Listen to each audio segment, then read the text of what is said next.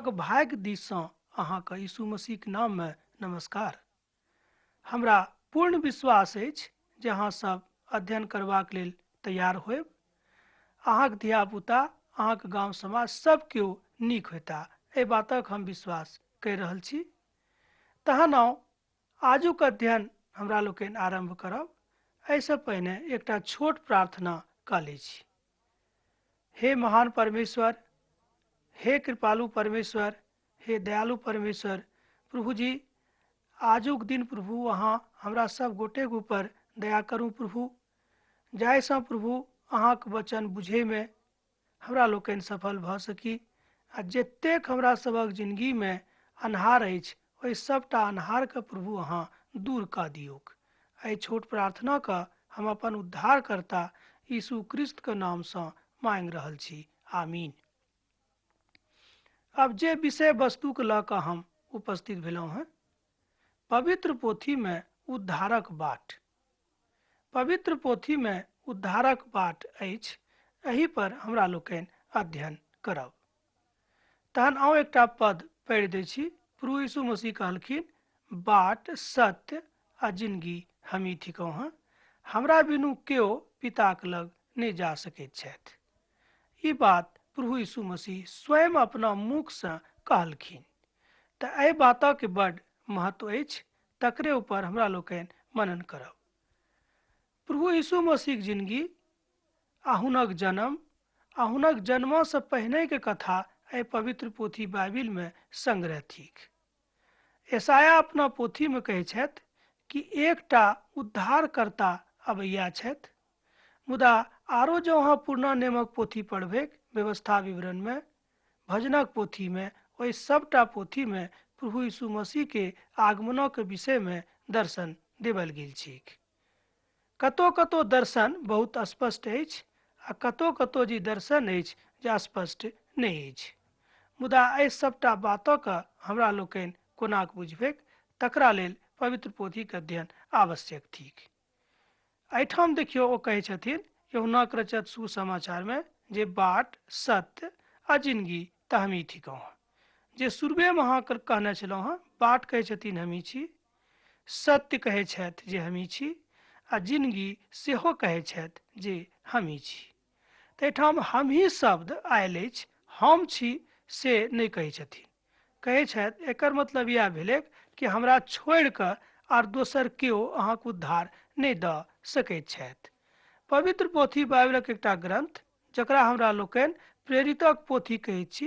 प्रेरितक पोथी तकर 4म अध्याय आ तकर 12म पदमे लिखल गेल छै जे सरंगक नीचाँमे आ जमीनक ऊपरमे आर दोसर कोनो नाम नहि देवल गेल छै जाहि नामसँ हमरा लोकनि उद्धार प्राप्त कऽ सकी। तब एहिठाम स्पष्ट होइत अछि कि यीशु मसीहक बिना हमरा लोकनि उद्धार नहि प्राप्त करि सकलहुँ हैं। एहि बातसँ अहाँ तमसायब नहि, किएक तऽ ई बात अहाँके बतौनाइ बड़ आवश्यक रहैक, तैँ हम बता दै छी। पवित्र पोथीक एकटा विद्वान कहै छथिन कि यौ, जँ केओ कोनो बात पवित्र पोथीके लुका कऽ राखतैक तऽ हुनका लेल ई बात ठीक नहि होइतैक, किएक तऽ प्रभुक प्रेम जे हुनका लेल छै से ताहि प्रेममे घटी भऽ जेतैक। सोझ भाषामे एना कहियौ कि प्रभुक गुस्सा, हुनक तामस हुनका ऊपर आबि जेतैक। तऽ लोक किएक एहि बात करत, तैँ हम बता रहल छी कि हुनका बिनु केओ पिताक लग नहि जा सकैत छथि। पवित्र पोथी बाइबिलमे साधु पौल कहै छथिन कि एहि बातक हमरा पूर्णता अछि, पूर्ण विश्वास अछि कि यीशु मसीहक बिनु आर दोसर केओ कोनो मनुष्य जातिके उद्धार नहि दऽ सकैत छथि। ई बात पवित्र पोथीमे वर्णित थिक।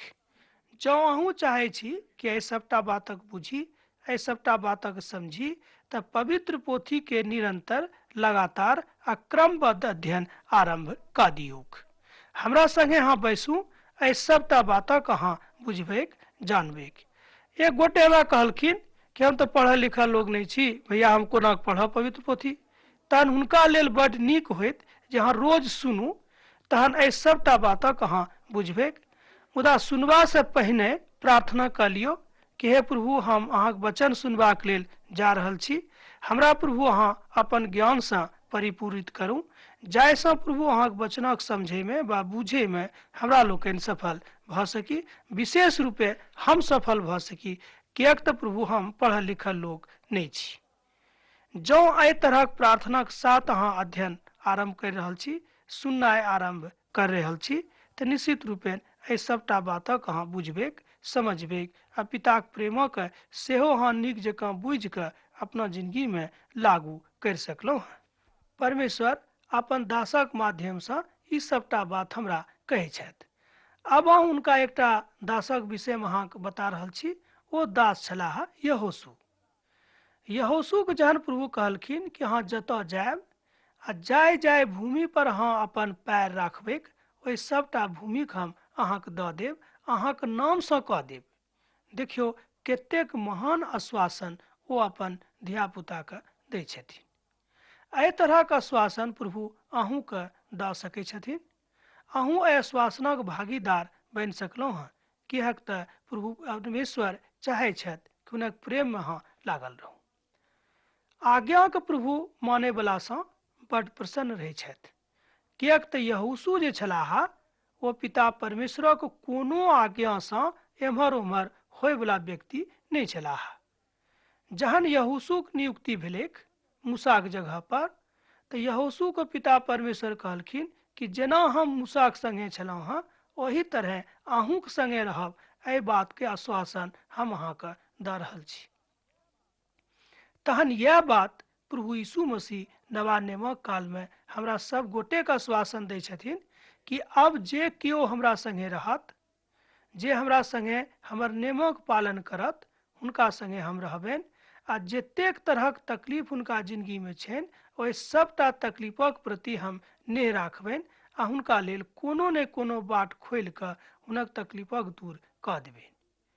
तहन एक गोटे कहलखिन कि यौ एकर मतलब तऽ इएह भेलै कि जे यीशु मसीहके मानतै हुनका जीवनमे तकलीफ कहियो नहि हेतै। नहि नहि, ई नहि बुझब, ई बात नहि छै। भऽ सकैत अछि कि प्रभु यीशु मसीहसँ प्रेम करनाइ जँ अहाँ आरम्भ कऽ देलहुँ, भऽ सकैत अछि अहाँके तकलीफ बढ़ि जायत। तहन ओ आदमी और डरि गेलखिन, कहलखिन कि यौ तब तऽ हमरा और डरा देलहुँ कि प्रभु यीशु मसीहके मानैवलाके तकलीफ बढ़ैत छै। अब देखियौ एहिठाम दूटा गंभीर बात अछि, पवित्र पोथीसँ हम बता रहल छी। एकटा बात जे अहाँके आत्मिक आँखि जे अछि से खुजि जायत, आ दोसर बात जे अहाँके आत्मिक जे कार्यपन अछि से खूब नम्र भऽ जायत, खूब साफ भऽ जायत, खूब पवित्र सेहो भऽ जायत। किएक तऽ पवित्र पोथीमे लिखल गेल छै कि अहाँके पापके हम एकदम साफ कऽ देब। मान लिअ अहाँके पाप एकदम करिया हुएक, हम एकदम उज्जर आ धग धग बगुलाक पाँख जकाँ कऽ देब। ई प्रभु यीशु मसीह कहै छथिन। तहन आगाँके पदमे कहै छथिन कि अहाँके पापके हम एतेक दूर कऽ देब जतेक दूर पूरब दिशासँ पश्चिम दिशा होइत अछि। पूरब दिससँ पश्चिम दिशाक दिस अहाँके पापक हम कऽ देब। आजुक धरि दुनियामे कोनो एहन वैज्ञानिक नहि भेल छथि जे पूरब दिशासँ आब केना कहियो पश्चिम दिशाके दूरीके नापि कऽ बता देथिन। मुदा एतेक दूर अहाँके पाप दूर करबाक लेल परमेश्वर ठाढ़ छथि। तहन किएक नहि अहाँ हुनकासँ प्रेम करै छी? आब तऽ अहाँके ऊपर अछि भाय, अहाँ प्रेम करै छी कि नहि। मुदा हमर काज अछि, हम अहाँसँ प्रार्थना कर रहल छी कि प्रभुसँ अहाँ प्रेम जरूर करू, एहिसँ अहाँ कहियो घाटामे नहि पड़ब। आगाँ लिखल गेल छै, प्रभुके दास दाऊद कहै छथि कि अब जे केओ हमरा लग अछि हम हुनका अपना डहुरीसँ नहि भगेबनि। एना कहियो भजन 34:8 पदमे लिखल गेल छै, ओ कहै छथिन कि हमरा अहाँ परख कऽ देखू कि हम नीक छी कि नहि। जँ हम नीक नहि छी तऽ हमरा नहि मानू, आ जँ हम नीक छी तऽ हमरा मानू। ई बातक उद्घाटन 34 पदके 8 पदमे कयल गेल छै। भजनक पोथीके अहाँ कनि खोलि कऽ देखियौ, ओतऽ 34 अध्यायमे जे 8 पद छै ओतऽ ई बात बतायल गेल छै। लिखल गेल छै कि भऽ सकैत अछि कि अहाँ आइ धरि प्रभुक प्रेमसँ वंचित होयब, मुदा प्रभु कहै छथिन कि अहाँ परख कऽ देखू। अहाँ एकदम कहियो कि खूब बढ़िआँसँ उल्टा पुल्टा कऽ देख लियौ कि प्रभु अहाँसँ प्रेम करै छथि कि नहि। जँ नहि करै छथि तऽ हुनकासँ प्रेम नहि करू, आ जँ ओ प्रेम करै छथि तऽ हुनकासँ अहाँ प्रेम करू। ई बात सँ प्रभुक नेह, ई बात सँ प्रभुक प्यार आ ई बात सँ प्रभुक दयालुता सेहो प्रकट होइत अछि। देखियौ, स्वयं सर्वशक्तिमान भऽ कऽ कतेक नम्र बनि कऽ ई संसारमे ओ आयल छलाह। इहो सबटा बात हमरा लोकनिके ओ बता रहल छथिन। तैँ हम कहलहुँ हँ कि पवित्र पोथीमे उद्धारक बाट बतायल गेल छै। पवित्र पोथी उद्धारक दिस लऽ जायवला एकटा नीक, पवित्र आ गुणकारी पोथी थिक। एहिमे जँ अहाँ अध्ययन करबै तऽ एहि सबटा बातक अहाँ खूब नीक जकाँ बुझि सकलहुँ। तहन ईश्वरत्व की अछि? सत्यक ईश्वर के छथि? मुदा हमरा लेल सबसँ नीक के छथि? एहि बातक ज्ञान सेहो पवित्र पोथी बाइबिलमे बतायल गेल छैक। ई सबटा ज्ञानक अहाँ कोना प्राप्त करबै? जँ अहाँ पवित्र पोथीके अध्ययन आरम्भ कऽ देबै। एकटा आरो दोसर नियम अछि। मानि लियौ कि अहाँ पढ़ल लिखल लोक नहि छी। कतेक लोक हमरा कहलखिन कि भैया हम तऽ पढ़ले लिखल नहीं छी, हम कोना पवित्र पोथी पढ़ब? तहन हुनका लेल एकटा और बात बता रहल छी कि कार्यक्रम तऽ अहाँ सुनबे करू, साथे साथे अहाँ पवित्र लोगक संगति सेहो करैत रहू। पवित्र पोथीके एकटा विद्वान कहै छथि कि जँ अहाँ पवित्र लोगक संगतिमे रहबै तऽ प्रभुक प्रेमके अहाँ जानैत रहबै। किएक तऽ पिता परमेश्वर अहाँके आँखि देने छथिन, अहाँके कान देने छथिन, ताहिसँ अहाँ सुनि कऽ पिता परमेश्वरक प्रेमसँ खूब आगाँ बढ़ि सेहो सकलहुँ हैं। तकरा बाद एक गोटे कहलखिन कि यौ, जँ हम कम सुनब तहन कोना हेतै? तहन हुनका हम कहलिए कि तहन प्रभु जरूर अहाँके ई गुण देने हेता जे अहाँ पढ़ि सकी। तहन अहाँ पढ़ि कऽ एहि बातक बुझि सकलहुँ हैं। मान लियौ जँ अहाँ पढ़ियो नहि सकैत छी तऽ एकटा समस्या भेल, एहिमे कोनो संदेह नहि। तऽ एहि बातक लेल अहाँ की करब जे अहाँके सामनेमे जे प्रभुक दास रहै छथि हुनक आचरणक देख कऽ अहाँ ओही तरहक आचरण पिताक संगे करू। तहन अहाँ पिताक प्रेमके बुझि जेबै आ ई सबटा बातक ज्ञान पवित्र पोथी बाइबिलमे बतायल गेल छैक। अब तऽ अहाँ बुझि गेल होबै कि पवित्र पोथी बाइबिल कतेक गुणकारी आ महान आ एना कहियो महानताके सागर मनुख जातिक लेल अछि।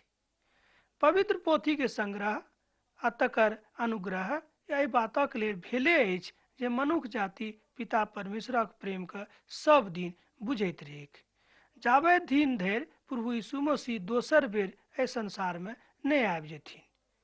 पवित्र पोथी एकटा विद्वान कहै छथिन कि एहनो समय आबि रहल अछि, मुदा आबि जेतै जाहि कालमे पवित्र पोथीक लेल लोक तरसतै आ हुनका पवित्र पोथी नहि भेटतनि। मुदा एना कहियो कि एहि पोथीके एक एकटा शब्द जे हुनका लेल छलैक ओ सबटा शब्द अब खत्म भऽ जेतैक आओर ओ ओहिठामसँ कतहु दोसर ठाम चलि जेतैक। तहन ओहि कालमे अहाँ की करबै? तहन एहि बातक कहियो विचार कऽ कऽ देखियौ। आ ई काल कहिया अयतै से केओ नहि जानैत छथि। किएक तऽ पवित्र पोथीमे लिखल गेल छै, हम बड्ड जल्दी, बड्ड शीघ्र एहि संसारमे दोसर बेर आबि रहल छी। अर्थात प्रभु यीशु मसीहके दोसर आगमनोक विषयमे सेहो एही पोथीमे बखान कयल गेल छैक। यहू बातक अहाँ पवित्र पोथीके अध्ययनसँ पढ़ि सकलहुँ।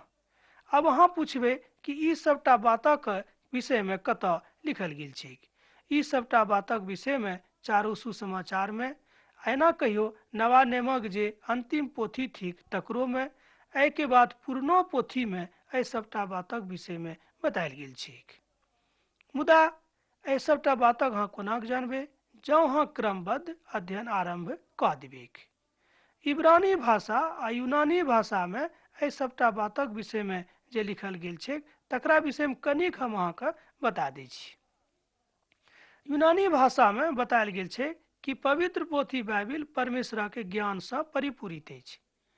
आ इब्रानी भाषामे जे पहिने कहियो बाइबिलके लिखनाइ आरम्भ भेल रहै ताहू कालमे एहि बातक विषयमे बतायल गेल छै।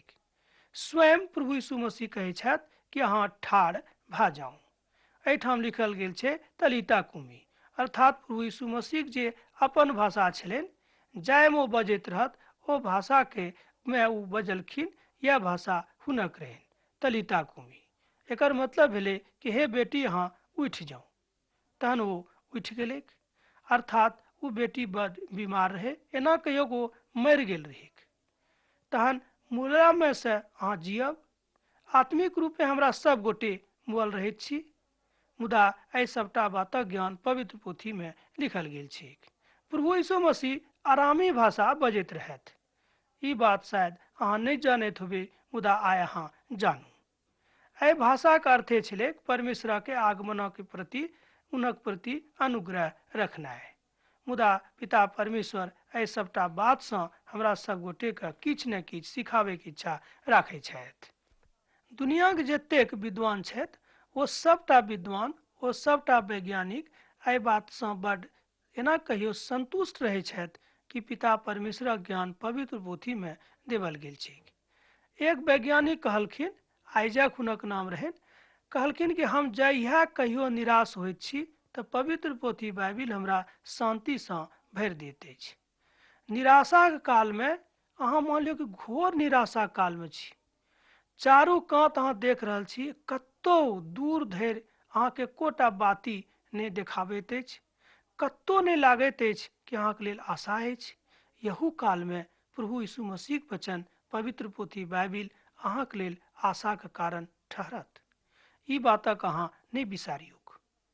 अब तो अहाँ बुझि रहल छी ने कि कतेक जरूरी थिक एहि पोथी के अध्ययन। अब एकटा शब्द एठाम आबि गेल, लाभ। सब केओ लाभक लेल एहि संसार में काज करैत छथि। ई कोनो खराब शब्द या कोनो खराब बात सेहो नहीं थिक। पवित्र पोथी में लिखल गेल छै कि जेना अहाँ आत्मिक जीवन में आगाँ बढ़ि रहल छी, वही तरह अहाँ सब बात में आगाँ बढ़ैत रहू। देखियो, प्रभुक इच्छा छै, एना कहियो कि हुनको यह इच्छा छनि जे अहाँ अपना जिंदगी में आगाँ बढ़ू। एहिमे प्रभु के कोनो तकलीफ नहीं होइत अछि। मुदा हुनका तकलीफ कब होइत छनि? जहन हमरा लोकनि हुनक आज्ञा के अवज्ञा करैत छियनि। एना कहियो वो हमरा सबके जे किछु करबाक लेल कहने छथिन ओ सबटा बात हमरा लोकनि नहीं करैत छी। एहि बात से हुनका बड़ दुख होइत छनि। अब अहाँ एठाम एकटा बात बुझियो कि उदारवादी मान लियो अहाँ छी। एक गोटे कहलखिन कि हम तो उदारवादी छी, हमरा केकरो से कोनो तरहक शिकायत नहीं रहैत अछि। तऽ उदारवादी भेनाइ कोनो खराब बात नहीं अछि। मुदा हाँ, ई बात जरूर खराब अछि कि जँ अहाँ परमेश्वर के आइ धरि नहीं चिन्हलहुँ हैं। ई बात बड़ खराब अछि। ई बात जो अहाँके जिंदगी में अछि तऽ ई बात अहाँ निश्चित रूपे नहीं करू। उदारवादी भेनाइ नीक अछि, मुदा प्रभु के नहीं चिन्हनाइ ई बड़ खराब बात अछि। तहन पवित्र पोथी बाइबिल अहाँके बतावत जे अहाँ कोन तरह प्रभु यीशु मसीह के, पिता परमेश्वर के, जे अहाँके सृष्टिकर्ता छथि, उनका अहाँ बुझि सकलहुँ हैं आ जानि सेहो सकलहुँ हैं। अब देखियो, एतेक लोग सुनि कऽ एक गोटे कहलखिन कि उदारवादी भेनाइ कि एकर मतलब खराब भऽ गेलै। नहीं नहीं, से नहीं हम कहलहुँ हैं। उदारवादी जँ अहाँ छी तऽ बड़ बढ़िआँ बात अछि, मुदा अपना प्रभु से अहाँ अलग नहीं हो। जे अहाँके सत्यक परमेश्वर छथि, अर्थात प्रभु यीशु मसीह, जे अहाँके उद्धारकर्ता छथि प्रभु यीशु मसीह, तकरा से अहाँ अलग नहीं हो। एहि बातक अहाँ विश्वास करू जे वह परमेश्वर प्रभु यीशु मसीह अहूँ के परमेश्वर छथि, जे परमेश्वर इजरायली लोगक परमेश्वर रहनि। अब एठाम देखियो एकटा शब्द आबि गेल, इजरायली। एक गोटे हमरा कहलखिन कि यौ इजरायली शब्द तेकर मतलब भेलै कोनो खास देशक लोक। तऽ हम हुनका कहलियनि कि नहीं, ई बात नहीं अछि। इजरायली के मतलब वह भेलै कि जे लोग प्रभु यीशु मसीह पर विश्वास राखै छथि, हुनका अपना जिंदगी में अपन निजी उद्धारकर्ता के रूप में ग्रहण कयने छथि, वह मनुख इजरायली कहाबैत छथि। अब तऽ अहाँ बुझि गेलिए जे एहि शब्दक के मूल अर्थ की होइत अछि, अर्थात प्रभु यीशु मसीह से प्रेम करनाइ बड़ आवश्यक थिक। तहने अहाँ एहि शब्दक अर्थ बुझि कऽ आगाँ बढ़ि सकलहुँ हैं। मुदा जतेक भाषा में आइ धरि बाइबिलक के रूपांतरण भेल अछि, ओहि सबटा भाषा में एकटा बात नहीं बदलल अछि। तकरा हम सेहो अहाँके बता देबाक इच्छा राखै छी। ओ अछि हालेलुया आ आमीन। ई दूटा एहन शब्द अछि जे कोनो भाषाक रूपांतरण में जे बाइबिल आइ धरि भेल अछि, ई दूटा शब्दक नहीं बदलल गेल अछि। आर एक दूटा शब्द एहन अछि जायके बदलल नहीं गेल अछि। किएक तऽ विद्वान सब मानै छथिन कि कि स्वर्गीय शब्द अछि, ओतऽ स्वर्गदूत सब पिता परमेश्वर के आज्ञा मानबाक लेल एहि शब्दक उच्चारण स्वर्ग में करैत रहैत छथि। मुदा जँ अहाँ प्रभुक ग्रहण करबाक इच्छा राखै छी तखन अहाँ आँख मुनि के कहियो, हे प्रभु, हम तऽ अहाँसँ खूब प्रेम करै छी प्रभु, अहूँ हमरासँ प्रेम करू। आ जतेक पाप प्रभु हम अपना जिंदगी में कयलहुँ हँ, ओहि सबटा पापक प्रभु हम सेहो स्वीकार कर रहल छी आ ओहि सबटा पापक त्याग सेहो कर रहल छी। प्रभु, हमरासँ अहाँ प्रेम करू और हमर पापक अहाँ क्षमा करू। जँ एहि तरहक शब्द अहाँके मुखसँ निकलैत अछि तऽ ई शब्दसँ प्रभु बड्ड प्रसन्न होता और अहाँके एहि सबटा बातसँ अलग कऽ देथिन। अब तऽ अहाँ बुझि गेल होबै कि हालेलुया शब्द के की अर्थ होइत अछि। कतेक लोग कहलखिन कि कोनो खास शब्द अछि या ई खास शब्द छियै, एहिमे कनिको संदेह नहि अछि, किएक तऽ एहि शब्दक उच्चारण स्वर्गदूत सब करैत रहथि। एहिमे कनिको संदेह नहि थिक। शब्दक प्रयोग मुदा हमरा लोकनि जँ बेर बेर करी तऽ कोनो हरज सेहो नहि अछि। मुदा खाली शब्दे टाके उपयोग कयलासँ अहाँके जिंदगीमे प्रभुक प्रेम नहि आबत, किएक तऽ प्रभु जहन एहि बातक देखथिन कि अहाँ शब्दक प्रयोग करै छी मुदा अहाँके हृदयमे ई सबटा बात नहि अछि तऽ प्रभुसँ अहाँ एहि शब्दक कोनो फायदा नहि उठा सकलहुँ हँ। प्रभु यीशु मसीह कहलखिन कि बहुत केओ अपना मुखसँ हमरा प्रभु प्रभु कहै छथि, मुदा हृदयसँ एना कहियो कि हुनका हृदयमे हमरा लेल कोनो स्थान नहि अछि। तहन एहि शब्दक उच्चारणसँ सेहो अहाँके कोनो फायदा नहि होइत जँ अहाँ हृदयमे प्रभु यीशु मसीहके स्वीकार नहि कयने छी। तऽ ई सबटा कोना कऽ होइत? अहाँ प्रभुके कोना कऽ स्वीकार करबै? एहि सबटाके विषयमे, एहि सबटा बातक बारेमे पवित्र पोथी बाइबिलमे खूब विस्तार पूर्वक चर्चा कयल गेल छै। अब अर्थ भेल कि जे हमरा लोकनि एहि शब्दक कोना विचार करी, कोना कऽ मानी आ प्रभुसँ कोन तरह अपन प्रेमक बढ़ाबी। पवित्र पोथी बाइबिलक महान विद्वान एकठाम कहै छथि कि ई शब्दक उच्चारण मात्रसँ जँ अहाँ हृदयसँ कहि रहल छी तऽ स्वर्गदूत बड्ड खुश होइ छथि। आब एक गोटे कहलखिन कि यौ, हम कोना बुझबै जे स्वर्गदूत खुश होइ छथिन? ई तऽ हम कहियो देखबे नहि करलियै। एहि बातक अहाँ कोना बुझबै जहन अहाँ पवित्र पोथीके अध्ययन आरम्भ कऽ देबै। ओतऽ लिखल गेल छै कि जे केओ हमरा संगे अब अछि, हम हुनक छी।